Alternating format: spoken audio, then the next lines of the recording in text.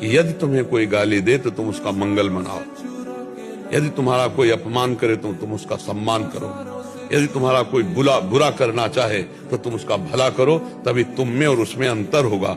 जो हमारी निंदा करे स्वस्थ रहे, उसको कभी एक कांटा भी ना लगे। मान लो बेमतलब बिल्कुल झूठा बोल रहा है, आपको चुपचाप मुस्कुराते हुए जाला कि प्रभु आप चाहे जितना कटु हो, चलो परीक्षा लो, हम आपकी शरण में, हम कुछ नहीं बोलने वाले, चुपचाप निकल गए। अच्छा, लौट के अगर भिड़ गए तो तुम में उसमें अंतर क्या है? तो इसलिए सहना तो